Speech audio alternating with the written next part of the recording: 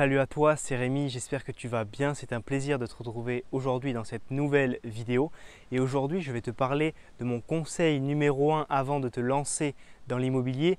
Mon astuce et la priorité avant de faire ton premier achat locatif. Alors lorsque tu vas vouloir te lancer dans l'immobilier locatif, tu vas regarder plein de vidéos, plein de formations et tu vas te dire ok, il faut que je fasse une bonne affaire immobilière, que j'achète un bien sous-coté avec des travaux. Donc tu vas analyser ton marché immobilier, tu vas te dire ok, il faut que j'optimise ma fiscalité pour qu'elle soit la plus avantageuse possible, payer le moins d'impôts possible et donc de ce fait gagner le plus d'argent, le plus de cash flow, le plus d'excédent de trésorerie possible à la fin du mois dans tes poches. Tu vas penser aménagement, travaux, donc là je vais faire ci, je vais faire ça, tu vas penser mode d'exploitation.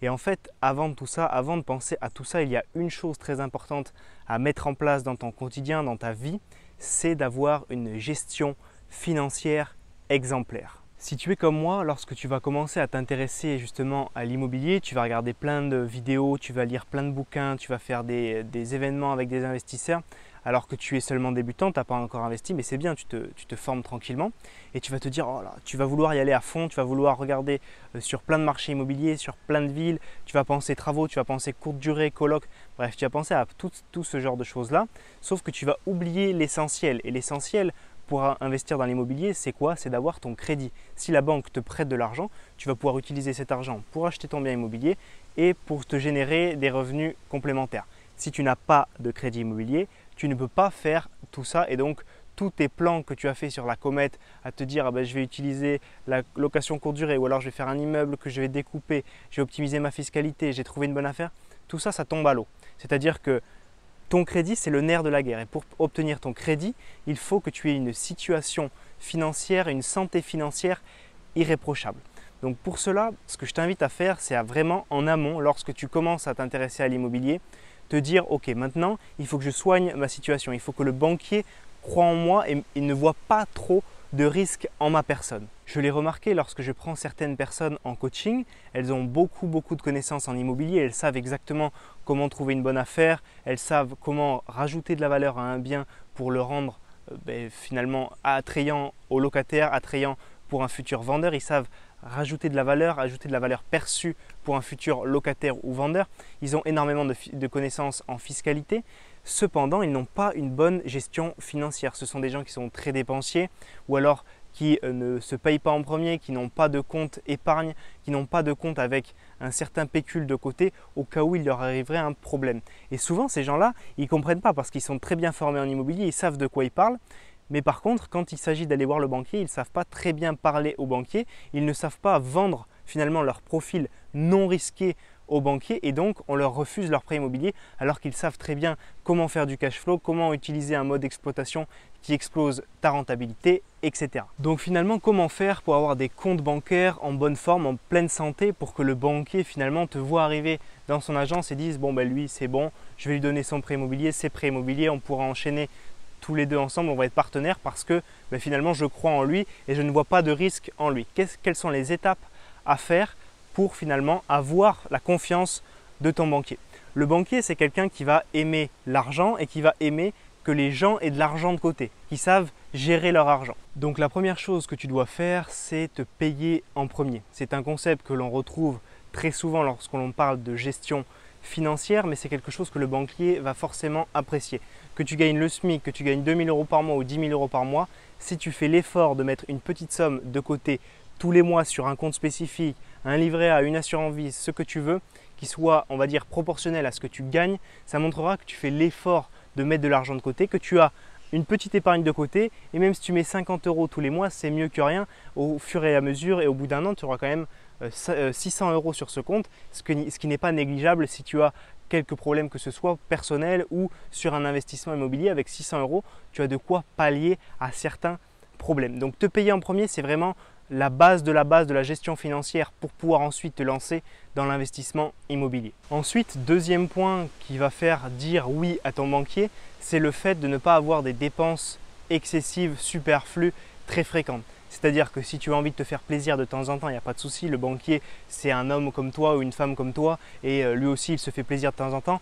Mais s'il voit tous les mois un nouveau produit high-tech, un nouveau téléphone, un nouveau casque, un nouvel ordinateur, ce genre de choses-là, ça ne va pas forcément lui faire plaisir. Si tu changes de voiture tous les ans pour prendre toujours une voiture plus grosse, plus chère, avec des plus grosses mensualités, ça ne va pas lui faire plaisir non plus. Si tu as des dettes et que tu n'arrives pas à rembourser tes dettes, que tu en ressouscris d'autres entre-temps, ça ne lui plaira pas. Donc ce qu'il faut, c'est que tes comptes soient sexy, qui donnent envie et que ce soit des comptes de quelqu'un de fiable. Et c'est vraiment ça, sur cette carte, qu'il faut que tu joues. Il faut que tu sois fiable au niveau de l'argent vis-à-vis de ton banquier. Troisième point, il faut que tu aies une gestion financière irréprochable. Donc au-delà de te payer en premier, il faut que l'argent qui transite sur tes comptes soit, on va dire, géré de la meilleure des façons possibles. C'est-à-dire qu'il faut que tu aies plusieurs comptes, que tu puisses sectoriser ton argent en fonction des différents postes de dépenses, que tu aies un livret A, une assurance vie, un compte commun, un compte courant, ça ne s'utilise pas de la même façon. Donc il faut que tu fasses rentrer ton salaire sur ton compte courant. Ensuite, depuis ton compte courant, tu mets ton épargne de côté, ton épargne au cas où sur un compte. Ensuite, ce compte peut dispatcher cette épargne en fonction de tes projets. Ça peut être une épargne projet qui va être vacances, voyages, mariage, ce genre de choses-là. Une épargne investissement, donc pour investir dans l'immobilier, en bourse. Et également une épargne dépenses exceptionnelles. Donc ça, c'est les dépenses qu'on a vues précédemment. Tu peux te constituer une épargne pour les dépenses exceptionnelles et tout ce qui va être high-tech, tout ce qui va être nouvelle voiture, tout ce qui va être voilà.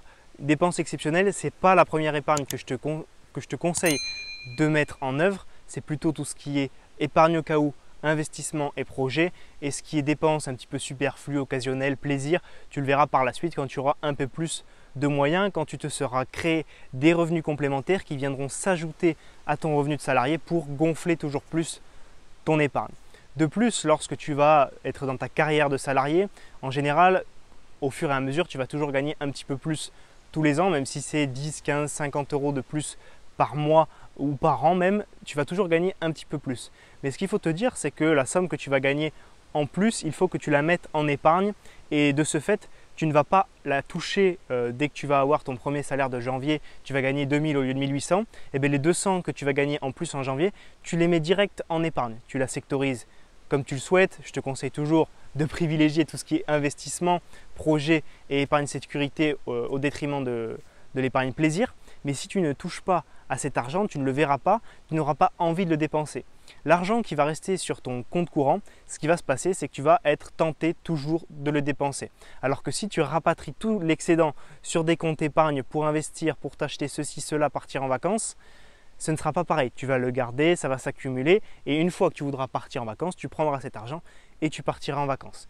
Si tu laisses cet argent tomber sur ton compte courant et tu te dis « bon ben voilà, je gagne 2000, j'essaie de dépenser que 1500 par mois et je garde 500 sur mon compte courant pour mes voyages de l'an prochain ».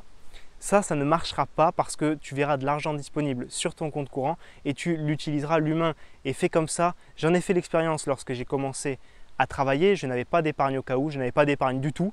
Tout ce qui tombait sur mon compte, c'était sur mon compte courant. Je l'utilisais, je cramais tout. Et donc c'est pour ça qu'il faut vraiment que tu sectorises ton argent et que tu aies une bonne gestion financière. Au-delà de tout ça, si tu veux te lancer, toi qui regardes cette vidéo, dans l'investissement immobilier, mais que pour l'instant tu es ric-rac au niveau de tes comptes, de ce que tu gagnes par rapport à ce que tu sors comme argent, ce que je te conseille, c'est d'essayer de réduire tes dépenses. Parce qu'ensuite, tu iras vers le fait de gagner plus d'argent via l'immobilier, mais lorsque tu débutes et que tu es vraiment mal financièrement, ce qui est très important, c'est d'essayer de réduire ces dépenses. Pour cela, ce que je te conseille, c'est d'aller réduire les dépenses les plus grosses, c'est-à-dire qu'il ne faut pas que tu essayes d'économiser 10, 15, 20 euros sur tes courses de la semaine, mais plutôt essayer d'économiser 10, 15, 20 euros sur ton loyer par exemple ou sur ton assurance voiture.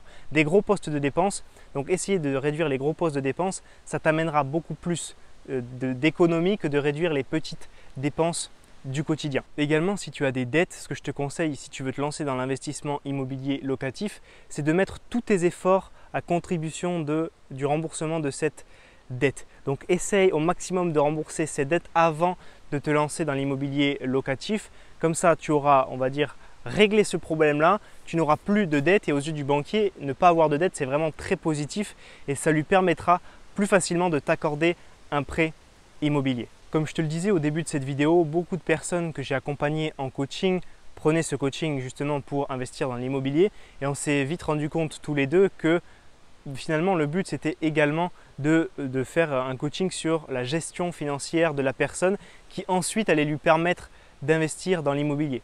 Donc si ta situation financière n'est pas stable, n'est pas bien en point pour l'instant, ce que je te conseille vivement, c'est de mettre tous tes efforts à la contribution d'améliorer ta santé financière avant de te lancer dans l'immobilier locatif. En faisant ça, tu vas te donner des bonnes habitudes, des bonnes routines qui vont te permettre d'épargner sur le long terme, de réduire tes dépenses et au fur et à mesure de pouvoir emprunter de l'argent à la banque, de pouvoir investir dans l'immobilier et ensuite de pouvoir gagner plus et avoir des rentes. Ce qu'il faut que tu commences à faire, c'est soigner ta situation financière, dépenser moins pour ensuite souscrire des prêts immobiliers et ensuite pouvoir gagner plus grâce à ces prêts immobiliers. Si tu souhaites que l'on aille plus loin ensemble dans ta gestion financière, ce que j'ai fait, c'est que j'ai préparé un guide PDF que tu peux retrouver en cliquant dans le lien qui se trouve dans la description qui t'expliquera comment reprendre tes finances en main en 5 semaines. Tu as également toujours dans la description 1 heure de formation, soit 5 vidéos offertes pour t'expliquer comment